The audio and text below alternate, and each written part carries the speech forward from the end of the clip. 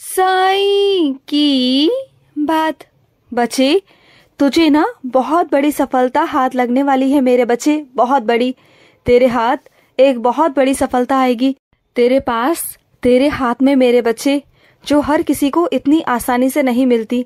लेकिन तुम्हारी जिंदगी में, तुम्हारी किस्मत में मैंने वो बहुत बड़ी सफलता लिख दी है मेरे बच्चे। और सुनो, कामयाब तो तुम होगे और तुम्हें कामयाब होने से कोई नहीं रोक सकता, क्योंकि तुम्हारे साथ ना तुम्हारे साईं का आशीर्वाद है मेरे बच्चे। ऐसे कैसे हो सकता है कि तुम कामयाब ना हो? अरे कामयाबी को तुम्हारे पास आना ही होगा, कैसे भी आना होगा, मैं भेजूंगा उसे। और सुनो, जो काम तुम्हारी रजामंदी से नहीं हो रहे ना, तुम्हारे खिलाफ हो रहे हैं ना, जो लोग तुमसे जबरदस्ती वो काम करवाना चाहते हैं, वो चाह कर भी ना करवा नहीं पाएंगे। वो कोशिश करेंगे, बार बार कोशिश करेंगे, बार बार तुम्हें परेशान करने की भी कोशिश करेंगे, लेकिन वो कर नहीं पाएंगे, क्योंकि उसमें तुम्हारी रजामंदी नहीं। और जिस काम में तुम्हारी रजामंदी नहीं, उस काम को तुम्हारा साईं होने नहीं देगा। किसी कीमत पे मैं उस काम को होने नहीं दूंगा मेरे बच्चे। उसमें विघ्न आएंगे, अड़चने आएंगी, लेकिन तुम समझ जाना कि तुम्हारा साईं वो काम करवा रहा है। और सुनो, तुमने मुझसे कहा था ना कि साईं मुझे आपके मंदिर आना है, और बीच में वो अड़चन आ रही है, जो बांधा बन रही थी, तो देखो उस बांधा को मैंने कैसे हटा दिया। अब तुम्हारे रास्ते साफ हो चुके हैं। अब तो तुम मेरे मंदिर आ ही सकते हो ना। अब तुम्हें कौन रोकेगा मेरे मंदिर आने से?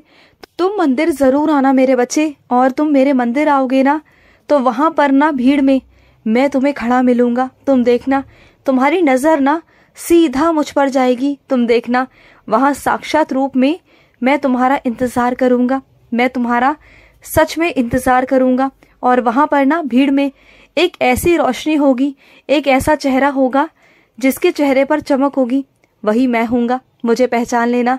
अगर उस भीड़ में तुम मुझे पहचान गए तो ठीक है, अगर नहीं पहचान पाए ना, तो मैं तो तुम्हें पहचान ही लूंगा ना, तो मैं तुम्हारे सामने आ जाऊंगा। देख लेना अपने साईं को, जितना देखना चाहते हो, जितना भी गौर से देखना चाहते हो ना, देख लेना। और सुनो, अगर मंदिर आओ तो अपने हाथ से कुछ भी बनाकर लेके आना मेरे लिए, कुछ भी मीठा सा। तुम्हारे साईं का ना आज मीठा खाने का बहुत मन है, बहुत मन। तुम तो बनाते रहते हो ना, तो आज अपने साईं के लिए कुछ मीठा बनाकर लेके आना। और अगर बना ना सको ना, अगर तबीयत ठीक ना हो, तो मेरे लिए जलेबी ले आना, बाजार से जलेबी ले आना और मुझे खिला देना। मैं खुद आकर खा लूंगा, चिंता मत करो। और सुनो, तुम पूछ रहे थे ना कि साईं आपकी पूजा पाठ का क्या विधि विधान है, तो सुनो, तुम्हारा साईं बहुत साधारण है मेरे बच्चे। और तुम्हारे साईं को किसी विधि विधान की, किसी विशेष पूजा की कोई जरूरत नहीं। तुम जैसे पूजा करते हो ना, जिस मन से, वैसे करो। और ना ही मुझे किसी सामग्री की जरूरत है। मैं नहीं कहता कि मेरे आगे दीपक जलाओ, धूप बत्ती जलाओ। अगर तुम्हारा मन है तो जलाओ, अगर तुम्हारे पास है तो जलाओ, अगर नहीं है तो कोई बात नहीं, मेरे आगे नमस्कार कर दो, मैं उसे स्वीकार कर दूंगा। जैसे अगर मैं कभी बोलता हूं ना कि मेरे आगे 9 अगरबत्ती लगाओ, अगर तुम्हारे पास एक अगरबत्ती भी नहीं है ना, तो तुम 9 बार मुझे नमस्कार कर दिया करो, कोई बात नहीं, वो 9 अगरबत्ती के बराबर ही है मेरे बच्चे। और सुनो, तुम सफल हो गए मेरे बच्चे, सफल हो गए। मेरे ही बच्चे को मुझसे जोड़ने के तुम सफल हो गए। तुम्हें माध्यम बनाया था कि मेरे बच्चे को खींचकर मेरे पास लेकर आओ, और तुम ले आए मेरे बच्चे। उस बच्चे को वाकई मेरी बहुत ज्यादा जरूरत थी। वो बहुत परेशान था, बहुत चिंता में रहता था, और इस वजह से ना मैंने तुम्हें उसके पास भेजा था कि तुम उसे मेरे पास खींच कर लेकर आओ।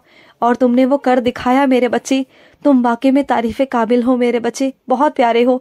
तुम तो मेरे आदेशों को हमेशा मानते हो, जो मैं कहता हूँ ना वो हमेशा कर कर दिखाते हो। और मेरी शक्ति तुम्हारे साथ तो हमेशा है ना। ऐसा कभी हुआ है तुमने जिस भी काम में हाथ डाला हो वो काम ना हुआ हो? वो काम हमेशा होता है। अरे तुम तो इतने प्यारे हो ना कि अगर मिट्टी में भी हाथ डालोगे ना तो वो सोना बन जाएगी, क्योंकि तुम्हारे साथ मैं चलता हूँ हमेशा, तुम्हारी परछाई बनकर। और जिस बच्चे को तुम मेरे पास लाए हो ना, अब उसकी जिंदगी में भी बदलाव आएंगे, उसकी जिंदगी में रोशनी होगी तुम्हारी वजह से मेरे बच्चे।